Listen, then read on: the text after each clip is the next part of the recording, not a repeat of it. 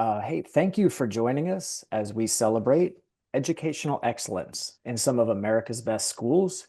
And we are introducing a new book entitled Leadership Teams in America's Best Schools, Improving the Lives of All Students. My name is Greg Ottinger, and I'm with the National Center for Urban School Transformation. We are absolutely privileged and honored to have many guests in today's session. We value your presence and your preparation.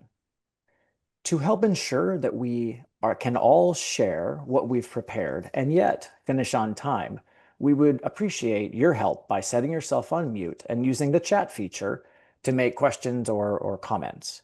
Our NCUST executive coach, Dr. Rupi Boyd, has graciously volunteered to monitor the chat to help make sure we capture and answer all of your questions before the end of the session.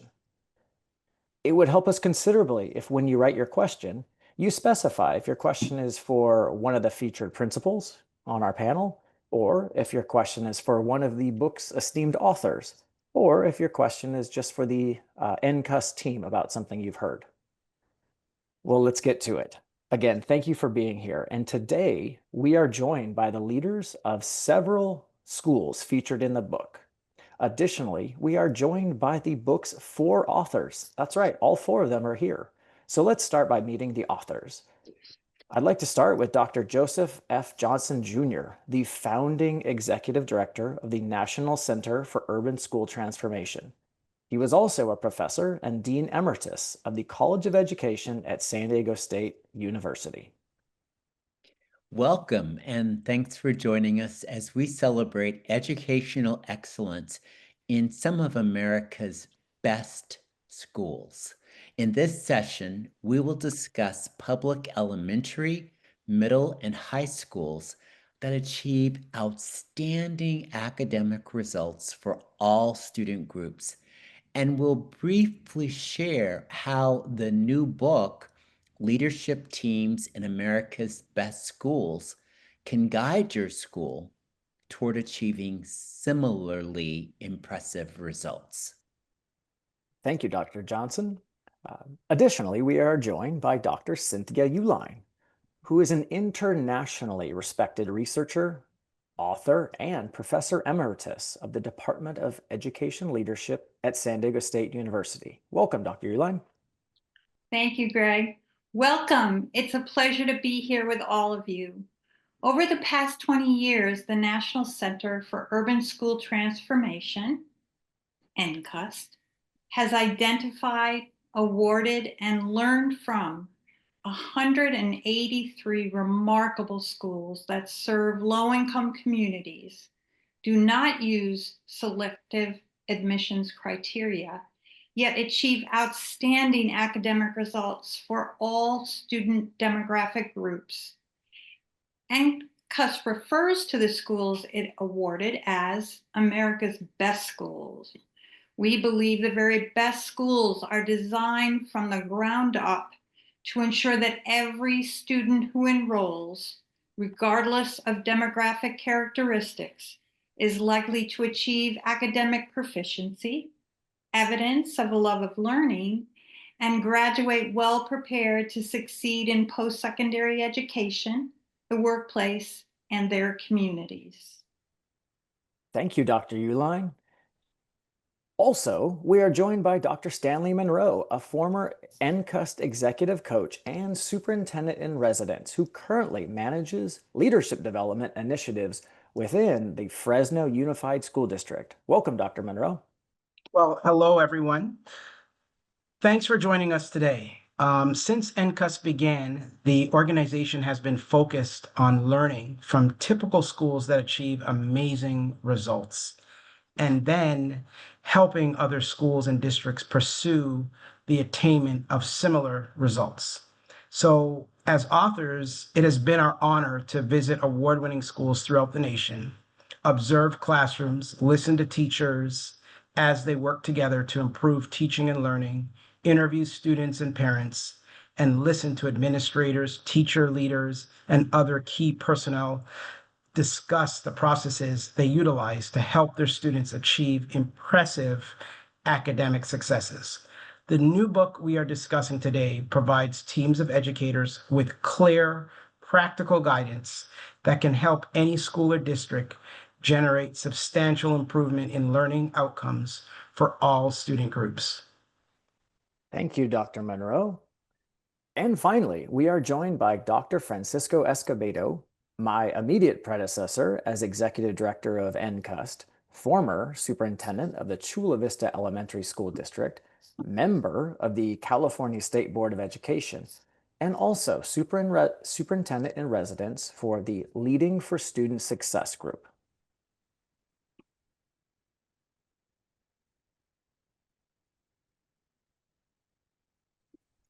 We are thrilled to be joined by all of you. Among the many schools we have awarded over the years, we selected 14 to feature in this book. 7 of the featured schools are represented in today's session. While all these schools serve low-income communities, all serve large numbers of students of color, and all serve significant number of students who are becoming multilingual. They all perform the general student population they outperform the general student population in their state on multiple indicators.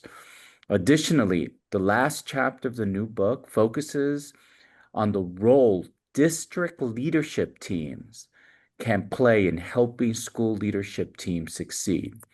2 of the districts mentioned in the final chapter are represented in today's session. Hey, thank you, Dr. Escobedo. Sounds intriguing. And as Dr. Escobedo just mentioned, Leadership Teams in America's Best Schools features 14 of NCUST award-winning schools.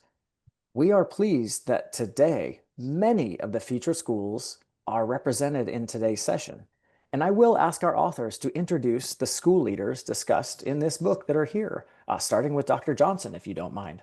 Great, thank you. One of the schools featured in Leadership Teams in America's Best Schools is R.F. Hazard Elementary from the Garden Grove Unified School District in Garden Grove, California. Hazard is represented today by Principal Olivia Huffnagel, who actually will begin leading another Garden Grove school towards similar successes this year. Principal Huffnagel, could you briefly describe one evidence of academic success at RF Hazard and share a factor that you believe has influenced that success? Well, first of all, I want to thank you for this opportunity to allow me to share about my wonderful school. I have to share that before I go into the success, I wanted to just emphasize the collaborative culture of RF Hazard. That is the heart of our school. It's been the playbook for success. We've built that because we have focused on results, and we've shared a sense of responsibility to our scholars, our families, and to each other as a team. So as a school community, we've always aimed for unity. Our teachers, my support staff, office team, parent community, we really all do work together, and we have a shared vision that really is our compass. It's our driving force, and we align it to goals of our district and our site, and those are academic skills, personal skills, and college and career readiness, so that our students build lifelong success way beyond their grade school years. So I'm very proud to share that a major success has been that our scholars love reading, and it shows in their scores. We know students are more than their scores, but I know that the 63% of our students have reached proficiency, and we have 64% in socioeconomic disadvantaged backgrounds have earned proficiency as well. And I just have to share that when I looked at the grade level disaggregated data, our 6th graders are 80% earned proficiency last year. That tells me that our TK6 alignment is wonderful. It's effective, and we're seeing those gains long term because we're preparing our scholars for 7th grade and for life. So I just want to emphasize that collaborative culture has really made a difference in the love of learning that we see in our scholars, but also in the joy of teaching that I see among my teaching team. Thank you. Oh, amazing work. Amazing work. So, in leadership teams in America's Best Schools, we are honored to also include PS 249, the Caton School from my hometown, New York City. It's in District 17 in Brooklyn, New York. The Caton School is represented by Principal Ana de Jesus. Principal de Jesus, could you briefly describe one evidence of academic success at your school and share one factor you believe has influenced that success? Hi everyone, and I'm so excited to be here. I would say this past year, our school saw some strong gains in both ELA and math across all grades, and that's something we're incredibly proud of. In 2023, we were at 77% in math and 65% in ELA, but last year we went up to 87% in math and 69% in ELA. What I believe made the biggest difference is our commitment to true collaboration. We don't just meet, we work smart together. Every teacher brings something valuable to the table, and we divide and conquer as a team. Each grade has a team lead, and they meet weekly. We also have a vertical team, which is 2 reps per grade who meet twice a month to align systems and share best practices. I would want to share a quick example of that. We have one system we use in our school through K-5 is something called poster method. It is approach to encourage problem solving and strengthening mathematical discourse. It's inquiry based, allows kids to see how their classmates are solving problems using different strategies. It is a great approach, but we realized that it looked very different across classrooms and grade levels. We use our collaboration and vertical leadership teams to norm our vision of what this instructional time should look like, which helped align approach across classroom and grades and was especially helpful for new teachers coming in. All this comes down to collective efficacy. When teachers believe in each other and have the time and space to plan together, the kids win. Thank you. Great job.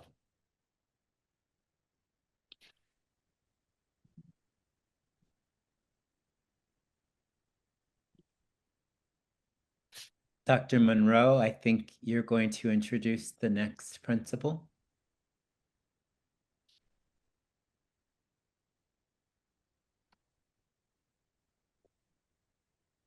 I could go ahead. We are proud to feature Stillman Middle School for Brownsville Independent School District in Brownsville, Texas, in Leadership Teams in America's Best Schools. Today, we're joined by school's principal, Sandra Cortez. Principal Cortez, could you briefly describe one evidence of academic success at your school and share one factor you believe has influenced that success? Absolutely. And of course, I'd like to thank you for the opportunity. Being recognized in NCUST, of course, it's quite the honor. Having you all here was a very humbling experience, both for our teachers and for our students. So I'd like to thank you for that experience. I'd like to share that our academic growth ranks among the top of the district, regardless of our ECO-DIS and the demographics that we have here at Stillman. The one thing that we do is we set high expectations for all of our students. I'm really proud to say that at Stillman Middle School, our bilingual population, of course, is high.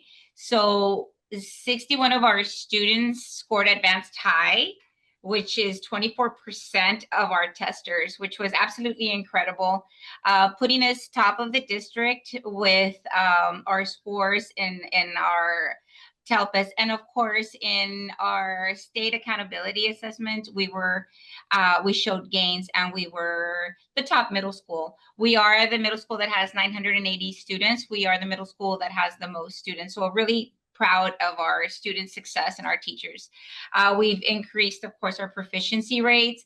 Our discipline referrals have reduced because we have that sense of community and family in every hallway. Every student gets acknowledged. That's one of the expectations that we have. We don't pass each other up. No adult passes any student up here without greeting them and saying hello. So discipline plays a big part in success. And I think that that was one of the first things that we addressed. So I'm really proud of our success this school year. We showed gains in all the areas, particularly in our TELPUS, which is for the language acquisition part and the proficiency levels that we had. I have a great instructional leadership team that we conduct our walkthroughs together. We have this serious discussions that help. So one of the proudest things, of course, is our gains in our scores. But I could tell you that if you were to ask me what I'm the proudest of here at Stillman is our culture. The drive that our teachers have to welcome every student, and we're all inclusive. So we invite you to come back to Stillman Middle School. Leadership teams in America's Best Schools also includes LEAD, Leaders of Excellence, Advocacy, and Discovery from the New York City Department of Education, District 7 in the Bronx. Representing LEAD is Principal Dr. Alexa Sorden. Dr. Sorden, could you briefly describe one evidence of academic success at your school and share one factor you believe has influenced that success?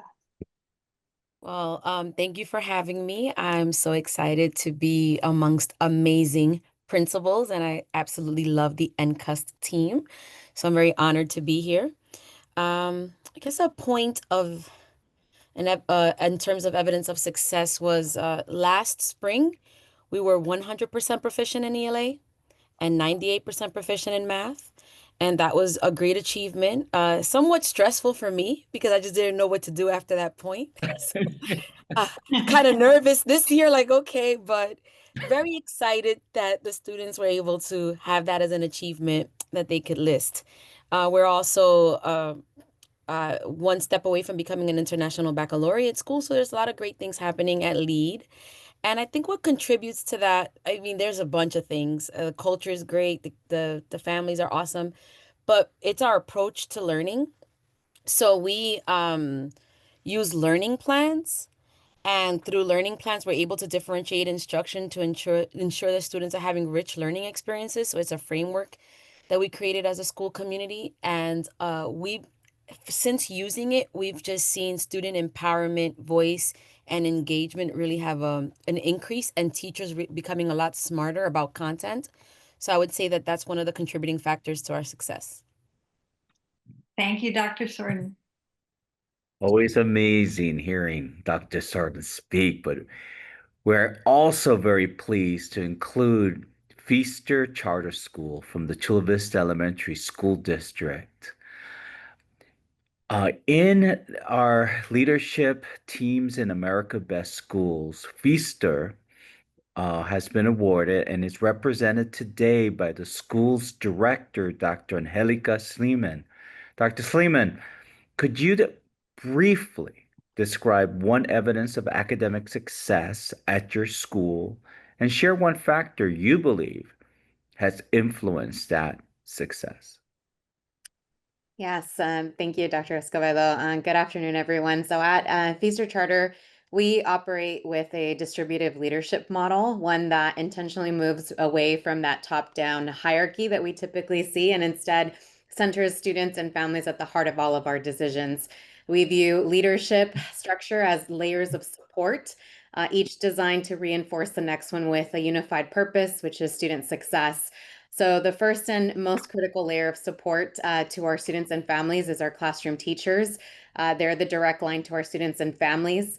Supporting them are what we call our lead teachers, who represent every grade level and department on campus, whether it's general education, special education, counseling, or our impact instructional team. These leads facilitate weekly collaboration and serve as their first point of support for their peers. Our instructional leadership team is not only composed of our leads, they meet twice a month to align our instructional practices and priorities and ensure every department's voice is reflected in school-wide decisions. It's truly the one vertical team on campus that we have that really fully represents the full span of TK through 8th grade. Beyond that, our instructional coaches provide targeted support by grade level bands. So we have TK through second, third through fifth, and sixth through eighth grade coaches who are each paired with a specialized support team. They guide lesson design, data analysis, and professional growth.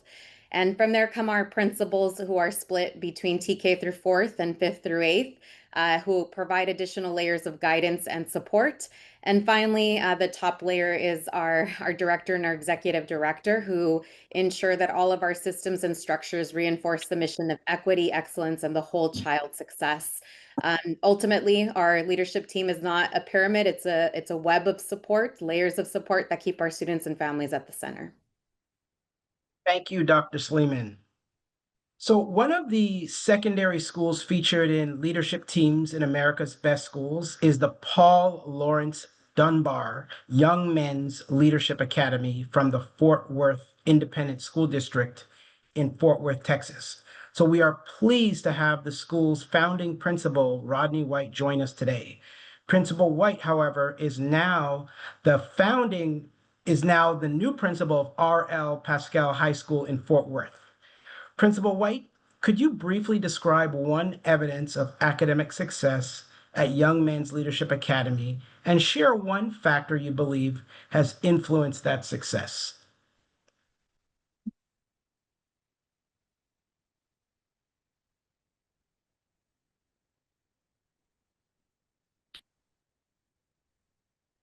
It looks like Principal White may not be with us yet. So thank you for introducing him, Dr. Monroe. But let's move on to introduce Principal Corona. Of course, we are also pleased to feature Silver Wing Elementary from the Chula Vista Elementary School District in Chula Vista, California. In leadership teams, America's Best School, Silver Wing is represented today by Principal Maria Teresa Corona.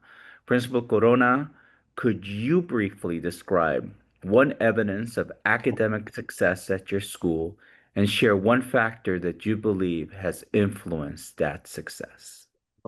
Absolutely. First of all, thank you for including me here. And it's an honor to be able to share Silverwing's story.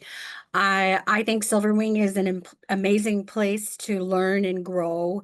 And there's a lot of factors that go into making Silverwing who we are. I think a big indicator of our success is the way that we work together at Silverwing in true shared leadership. It's not about me, the leader. It's about all of us in leading Silverwing's instruction, leading our positive transformational culture in everything. It's done along with a group of lead teachers on our instructional leadership team. And I think that that's a big factor in what makes us who we are. Thank you, Principal Corona. So we are pleased to feature Benavides Elementary from Brownsville Independent School District in Brownsville, Texas, in leadership teams in America's Best Schools. So Benavides is represented today by Principal Annabella Almanza. Principal Almanza, could you briefly describe one evidence of academic success at your school and share one factor you believe has influenced your success? Yes, thank you for having me this afternoon. It is, as always, a tremendous honor to hear from you all.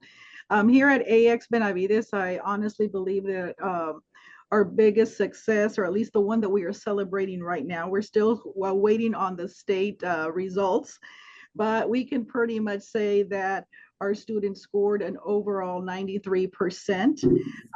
We had a total of 313 students that tested, 102 in third grade, in fourth grade 115, and in fifth grade 96. And once again, we were able to maintain the amazing scores that this campus has always brought in. We do have high numbers of special education students. We do have high numbers of economically disadvantaged students, but nonetheless, our success derives not from one, but from two very important items. One, of course, is the motivation, and it has to be coupled with targeted instruction. We have those two things happening here at the campus, a very united family. The teams are amazing. They work with each other.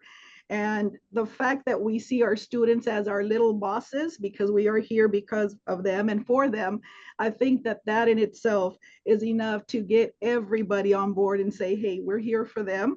They're the reason we're here. And that's the reason we get compensated on the 25th. So we got to make it great for them. But all in all, I am incredibly proud of this campus, of the community. We do have a lot of parental support. And needless to say, our district's administration is always, always available for us. So all of that together brings Benavides' success. Thank you so much, Principal Almanza.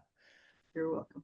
Leadership Teams in America's Best Schools features 14 amazing schools. We've just heard from several of them, and it is fantastic to have all these great leaders in the same place. But it's worth noting that 4 of the schools featured in the book are from one district, the Brownsville Independent School District in Brownsville, Texas. This is not a coincidence.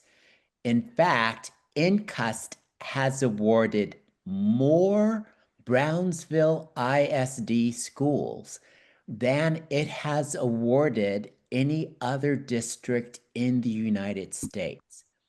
We are especially pleased to welcome the superintendent of the Brownsville Independent School District, Dr. Jesus Chavez. Superintendent Chavez, could you briefly describe one factor you believe has influenced student success throughout your district, the Brownsville Independent School District? Well, I guess to mention one thing is going to be quite difficult, right? Because we actually do a number of things that address improving our schools and helping our students be successful. So here really, I'm going to really point to our team, and I say our team from the aspect of not only do our teachers work very closely with the principals, but in addition to that, of course, we offer support and assistance and help from our central office personnel. And so I do need to compliment our principals, for their guidance at the specific schools. Thank our teachers for the tremendous work and their dedication to all of our students. But in addition to that, to our central office for the tremendous support and work that they do throughout our district. I'm very fortunate that I was able to return to my hometown. Brownsville is my hometown, and it's been a pleasure for me. I've only been here in the district just close to 2 years, but I've been very fortunate to be working with some very strong leaders, strong support from our board of trustees and our community to be excellent schools. And so we continue working on that so that we have great success with our students. I'll leave you with this. One of the things that we really focus on is, in addition to the great success we want to have in our schools, our principals will tell you that I'm always promoting that our students do well so we can get them into higher learning. And so that's a great focus that we have in our district. So we emphasize our instruction, but we want futures for our students as well. And so we have put a high target for them to say, hey, you're going to get to college and we want you there. Thank you so much. Brilliant. Thank you, Superintendent Chavez. The thing is, just as NCUST visits amazing award-winning schools like those that we have here, we also visit struggling schools that serve very similar populations with similar challenges, similar resources perhaps, and even in smaller districts. It's both fascinating and puzzling that with some of the struggling schools, we often see some of the same elements that we find in America's Best Schools. So often in struggling schools, we see leaders working hard, but struggling to produce sustained gains with learning outcomes, especially for student groups who have historically not experienced academic success. And in our book, Leadership Teams in America's Best Schools, we explain that the differences between our award-winning schools and struggling schools are not attributable to magic or luck or charismatic principals, though obviously we have some incredibly charismatic principals with us today and a superintendent. Yet instead, we argue that success is about having the right elements connected in a system that is structured to ensure the success for all student groups.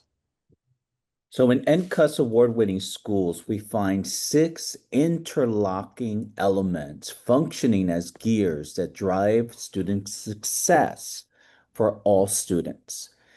Gears are wheels with teeth. When properly aligned, the teeth of one gear mesh with the teeth of another in a way that transfers energy and facilitates a predictable movement. In other words, gears can help us work smarter, not just harder. In NCUST award-winning schools, we found these 6 gears, and you've heard the testimony of many of them, that help schools maximize the efficiency of everyone's efforts and propel the school to impressive successes for all student groups.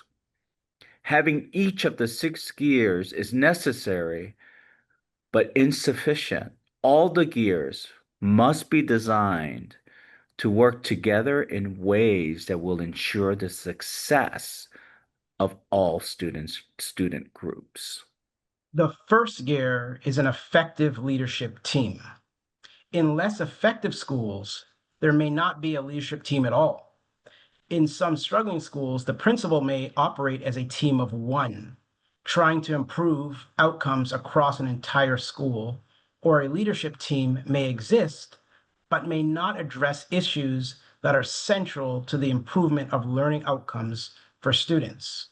In contrast, in NCUST award-winning schools, leadership teams work in ways that help all stakeholders. That includes teachers, support staff, parents, students, administrators, and others.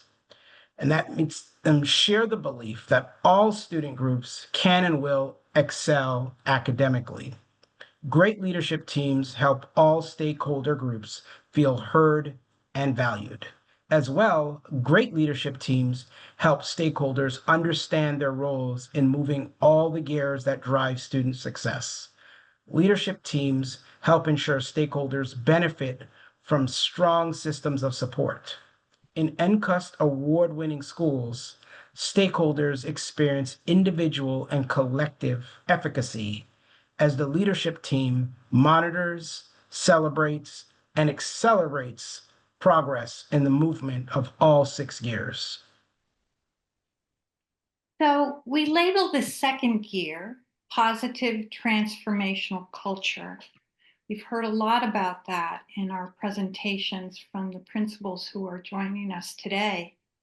At the heart of every NCUST award-winning school, all student groups experience a positive transformational culture. Leadership teams developed, nurtured, and sustained a pervasive culture that positively transformed how students perceive their chances of success in school and in life. Students from all groups achieved at higher levels, in part because school personnel interacted with them and led them to interact with each other in ways that led students to see themselves as respected and respectful citizens of their school and community. Thoughtful, engaged scholars who could understand and master challenging academic content, and current and future leaders in their classroom, schools, community, and world. In a parallel manner, at every NCUST award-winning school, all school personnel experienced a positive transformational culture as well. School personnel see themselves as respected and valued members of a team that is making a powerful difference in the lives of students. We've labeled the next gear rigorous curricula. In NCUST award-winning schools, leadership teams supported educators in elevating the rigor of what they taught in ways that helped transform how students perceived themselves as scholars. Students from all groups were proud when they saw themselves understanding challenging concepts and skills, and they were eager to learn even more. To set this important gear in motion, educators accomplished 3 important school-wide shifts. First, educators agreed to ensure their students would master a core set of concepts and skills that everyone would perceive as academically rigorous and intellectually challenging. Second, educators agreed to strive to lead all their students to master those rigorous concepts and skills they selected.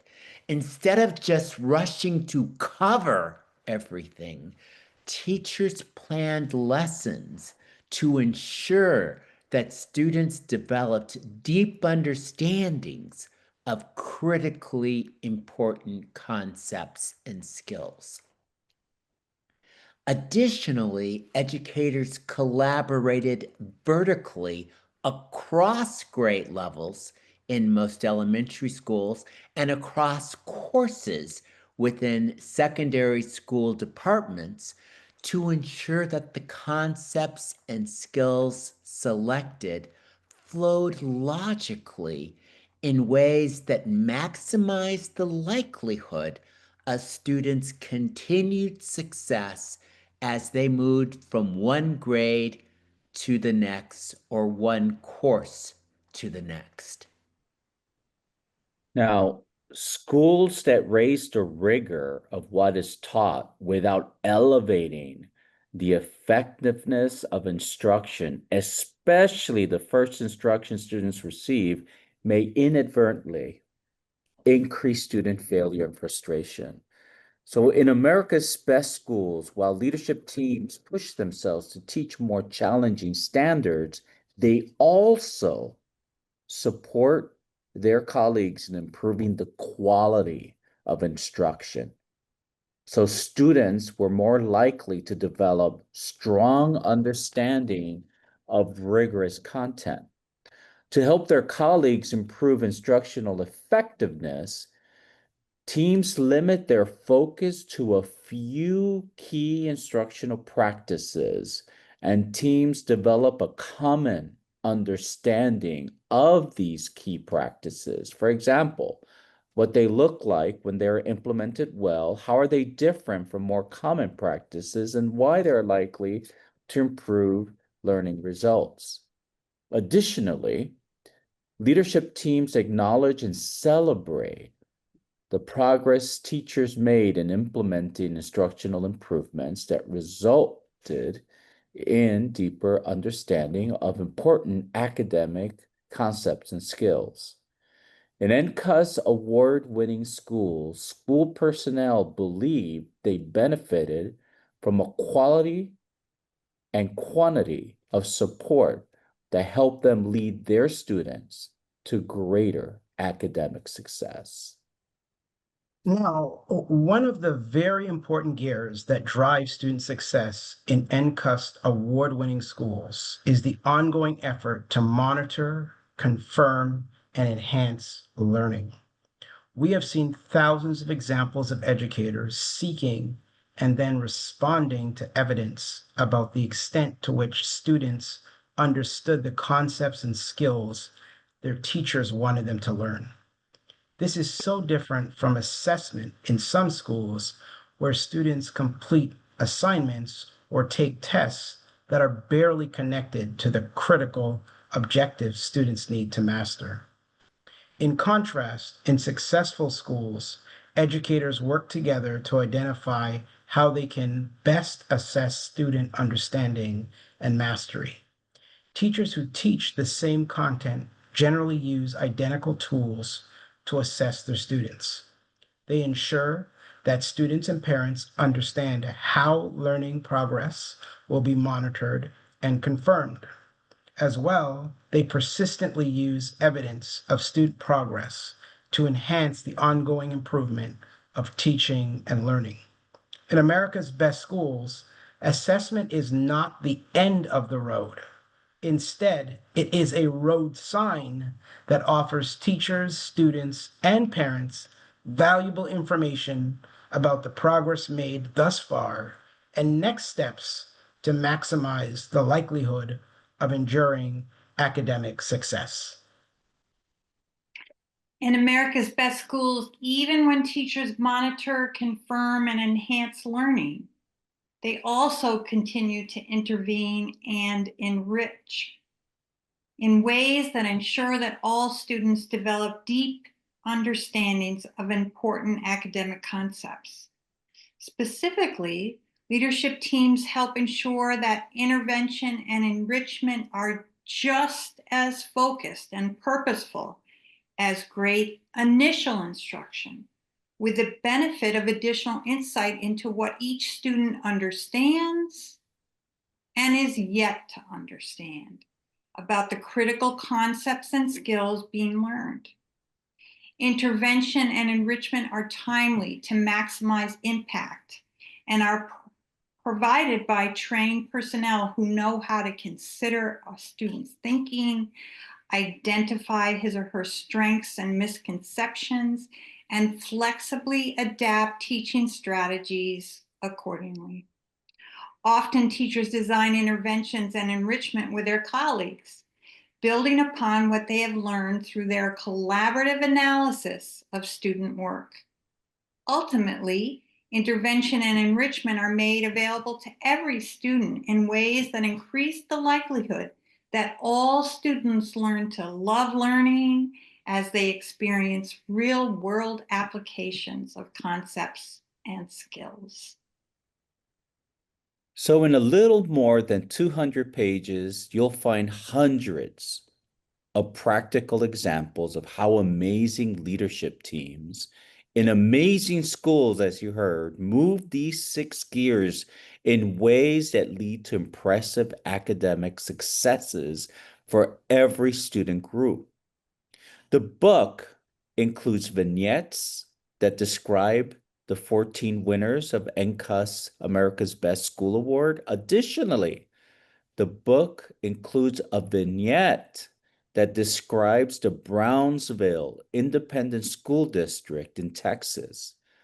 Again, the district with more America Best School Awards than any district in our nation. Like previous NCUST books, the book's chapters include what it is and what it isn't. These sections that succinctly differentiate important concepts from efforts that might resemble successful practices, yet may fall short of achieving the desired impact for students. Additionally, each chapter serves as a guide for leadership teams by providing practical tips for leadership teams and a rubric that teams can use to assess their progress in advancing each of the 6 gears. Finally, while the first 7 chapters are focused on school leadership teams, Chapter 8 emphasizes how district leaders can shape their efforts in ways that can maximize the success of school leadership teams. We are so fortunate to have with us today leaders from so many of the schools featured in leadership teams in America's Best Schools. Let's ask each of them to select one of the 6 gears we've just described and say a little about what they did at their school to move that gear in ways that made a powerful difference for their students. So I'm going to begin by calling on a few of the principals and asking you to tell us which of the 6 gears you're going to discuss, and then take a minute to emphasize what you and your colleagues did that helped move that gear forward. So, Principal Huffnagel, can we start with you? Yes, thank you. I'm going to speak on leadership teams. I think that's at the core of it all. And I know that it is the gear. It's no surprise that it's the main gear that puts everything into motion. I know at the elementary school level, our teachers are just tasked with so many demands, right? They're divided time on a focus and efforts, and it includes, teaching multiple subjects. So for us, it's really important that we establish that leadership group, that PLC teams that really focused on sustained improvement. And we looked at initiatives like AVID implementation. We looked at writing implementation through the lens of a leadership core team that would drive that. We know that a top-down directive approach to leadership and learning does not produce commitment from our teams. We know that that might lead to compliance. So to gain that commitment, which is sustainable long-term, I really focus on building a team by design, right? Where I allow teachers voice and choice. And we know that that is what students need as well. So when we empower our teachers to self-select, to share their interests, their skill sets, and to then choose a professional learning committee that they want to be a part of, that's what fuels that passion and drive to really be invested. So we build the teams by design, which I think is important because that's your driving force. We have emphasized PBIS, AVID, and STEAM. And to sustain those 3 frameworks, it really does take leading teams. We know that teachers are natural leaders by design, but we know we also need to kind of hone in on that special time and create the space for teachers to talk and dialogue about teaching, to look at learning and really analyze student outcomes. So one of the things we've done is we have grade level chairs. We have grade level collaboration weekly. We designate our schedule to be a Wednesday collaboration date. We have a master schedule where we prioritize all things. We have horizontal team meetings that are essential in building that continuity, coherence. But then we also have the professional leadership teams that are vertically built. So we want to look at TK6 alignment and looking at how we can sustain and look at standards and how they build, because we know that to really dive into rigor, we all have to have a common understanding of what we mean by rigor. We also have to understand how standards build. So the leadership team kind of spearheaded that for us, but now it's sustainable throughout our school because these teams, they share during collaboration meetings, they share during staff meetings. We share all the time, and it doesn't have to be FaceTime sharing. It could just be in the documentation, in the artifacts that we bring in. It's living, breathing that we build these leadership teams to not only sustain capacity and build professional capital, but to build the excitement, right? And get away from the kind of avoid complacency, because we know that we always are looking to continuously refine and improve our craft. So I also want to emphasize that student leadership, because if leadership happens within the teaching team and the administrative team, it definitely also happens within the student teams. So peer-to-peer mentoring, we have TK6 PBIS ambassadors that lead. We also have leadership. We're always looking to incorporate the same structures that work for us as a team and the adult team, the teaching team, but also with students, because we know that they also need to be empowered to build their student agency and feel motivated and that they can contribute to our school culture as well. So in all, I just want to share that at Hazard, our team's shared sense of responsibility has really transcended beyond teaching teams. It's really about our office team, our students, our parent leaders. And leadership really is a team effort. And I think that builds trust. It builds ownership in where we're going. And if we have a unified vision, we're steered in the right direction and we're united in that. Thank you. Thank you so much. Principal Sorton, can I turn to you and ask you to pick one of the 6 gears and tell us what you've done at LEAD to address that gear? It's always going to be curriculum. And so I'll pick a rigorous curriculum. Please. And definitely everything that Olivia just shared uh, resembles our process. But when we talk about rigorous curriculum at LEAD, we're looking at how we emphasizing challenging coursework with high expectations, with a deep focus on learning, how our tasks creating opportunities for critical thinking.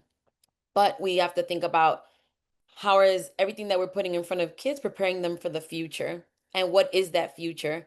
So we've had a lot of conversation about 2040, 2050, looking at how old, right now, our students that are 5 in 2040, they'll be 20.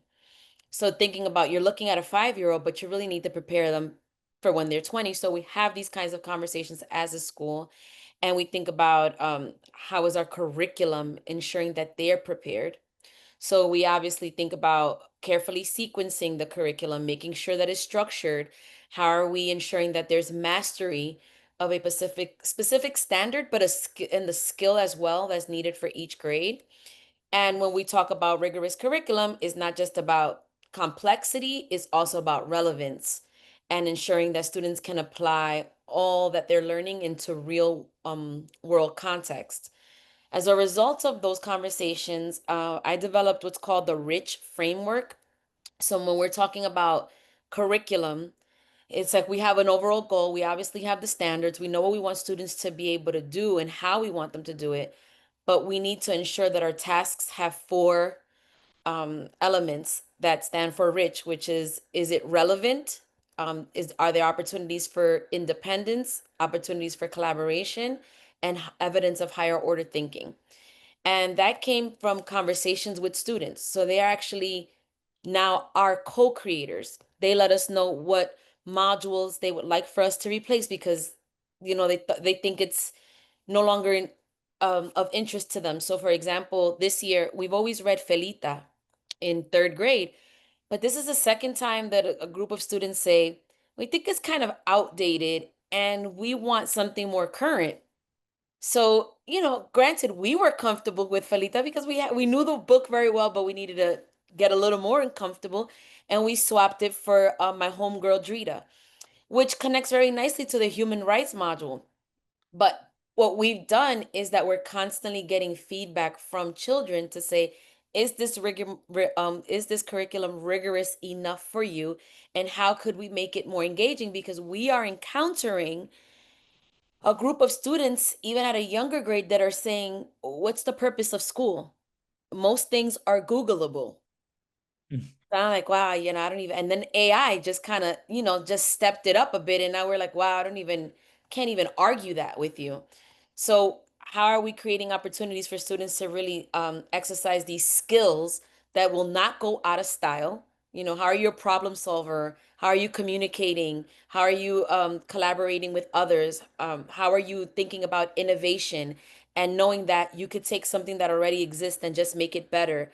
So that's how we become problem solvers. So rigorous curriculum is my personal passion and one of the gears that I absolutely enjoy spending time in.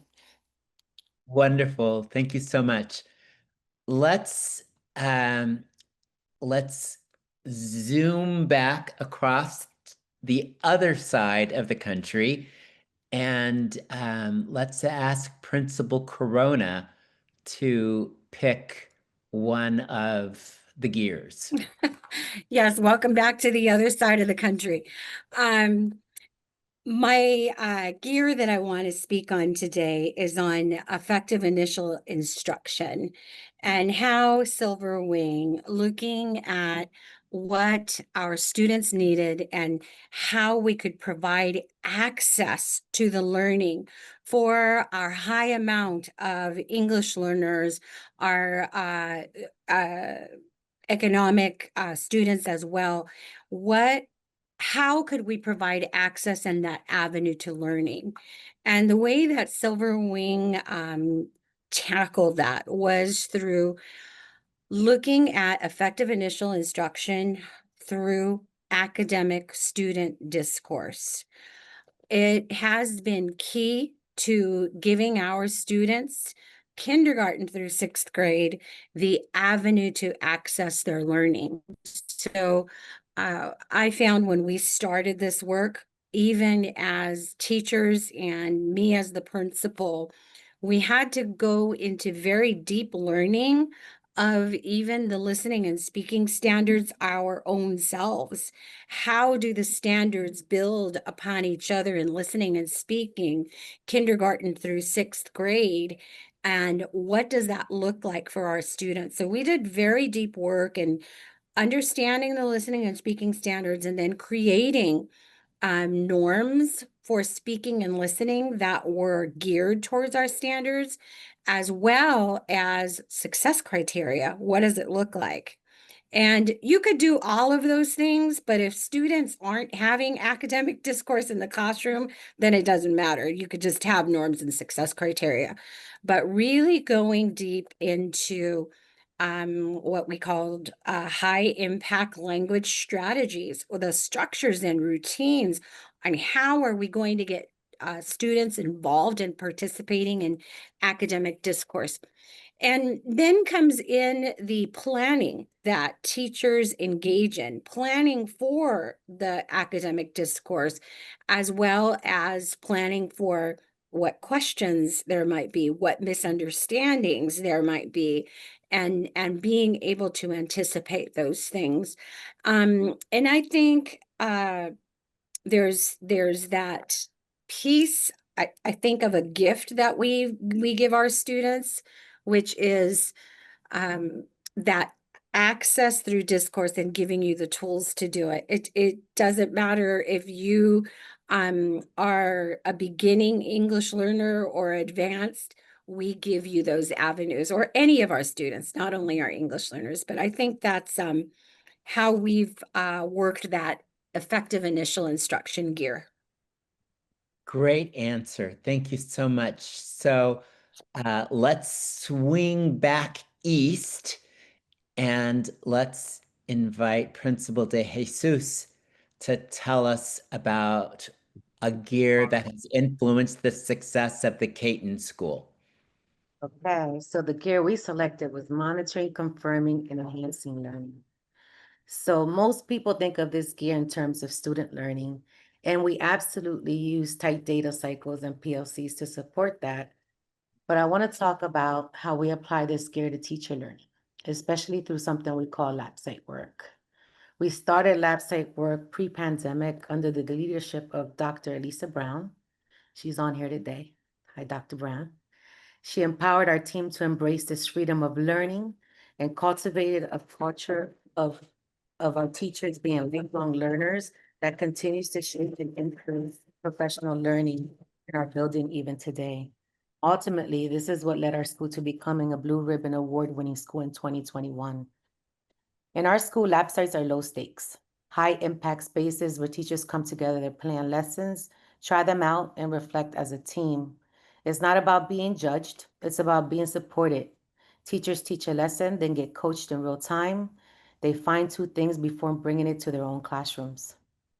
These sessions usually happen during after-school time, during our after-school programs, using our kids that are already in after school, and we give them extra support. So while the teachers are learning, students are also getting targeted instruction. So it's a win-win situation. Their work helps build a shared vision of what strong teaching looks like, and it creates psychological safety for teachers to try, fail, grow, and try again. It shifted our cultures.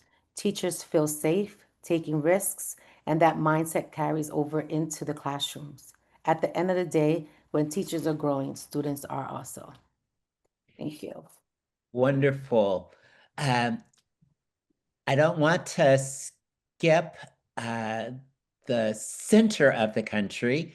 So, Principal Almanza, would you like to speak to one of those 6 gears and say something about how they might have influenced the success of Benavides?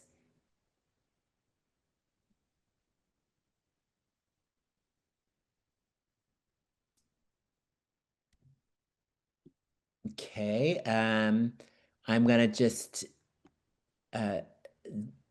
keep zooming westward. So, Director Sleeman, could you talk to us about one of the 6 gears as you have used it at Feaster? Sure. So actually, I spoke a little bit about effective leadership teams in my initial introduction. So I won't get into that, but I will talk a little bit about effective initial instruction. So for us here at Feaster, one of the things we did last year was we're a pretty big organization. We have roughly around 80 certificated teachers. We have 136 staff members on site every single day. And so one of the things we had to look at was just our core instructional practices. And so last school year, we gathered all of our certificated teachers and just really initially said, what instructional strategies are you using? And what we saw was obviously there was a little bit of everything across the board, and we needed to create alignment this school year. And so we narrowed down what we're going to essentially call our academic program.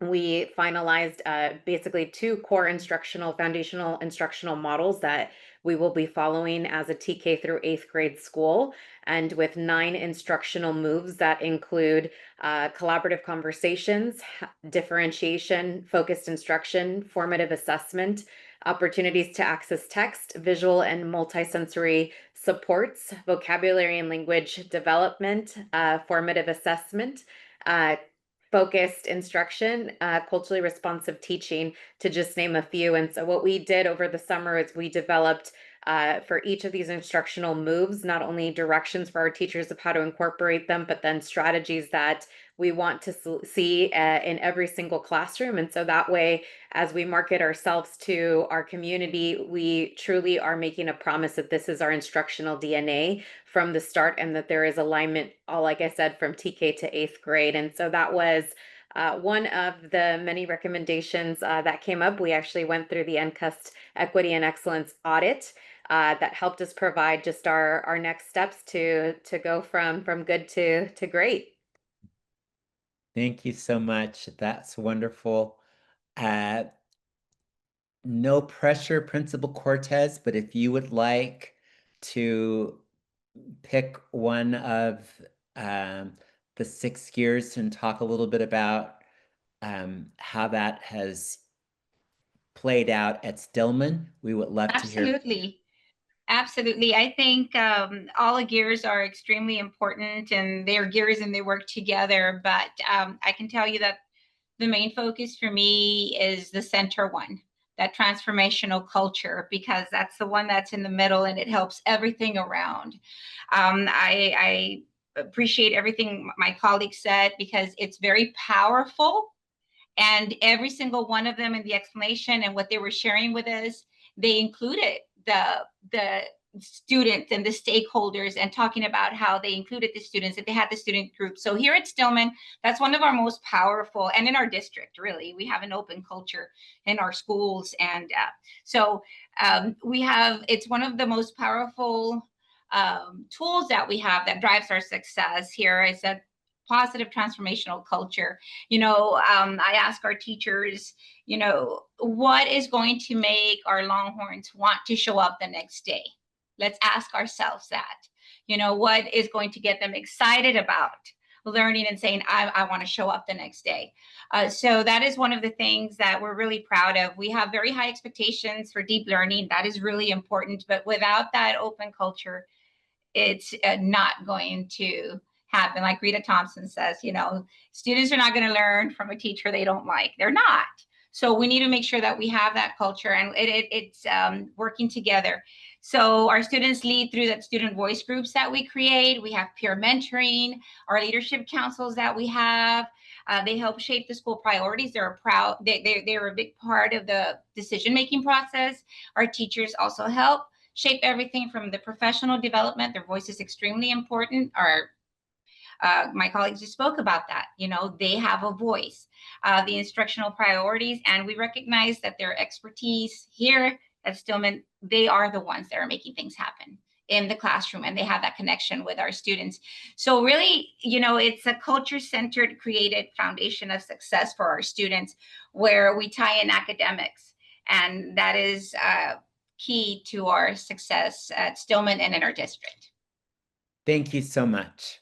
Of course. Thank you, Principal Cortez, and all of our principals and leaders who have joined us. We do have a leadership certificate program that is launching on the East Coast here. And then also we have a cohort that's filling up quickly now for a September launch. It gives you the opportunity to work with NCUST coaches or colleagues of yours one-on-one with a coach on a regular basis, along with group conversations and professional development over the course of an incredible year.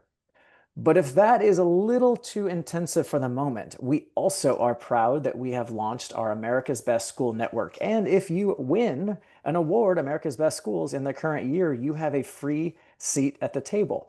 And for the rest of us, for all of us, not only if you are an award winner from the current year, everybody has the opportunity to join for a modest cost, and it provides 16 professional development sessions throughout the year on incredible topics. And some of the folks that are here today are going to be leading those professional developments so that folks from across the country, dare I say the world, have the opportunity to learn together. And so joining that network is another outstanding way. I'm going to drop my email into the chat, but also our website has this additional information. And so again, we know we are up on time. We could share so much more, and we look forward to future connections. However, at this point, I want to thank all of the authors. I believe there was one major question, and thank you, Dr. Boyd, in the chat for answering that particular question. At this point, thank you to everybody who joined, our distinguished group of authors, all members of the audience. And at this point, if you would like to ask a question, unmute. You've got the authors, you've got principals. We, of course, understand that you may need to get going, but this can be a very interactive piece, and we are happy to hang out and discuss how we improve education for all groups at this point. So thank you to everybody for being here, and happy to have this additional conversation, and or have a wonderful weekend.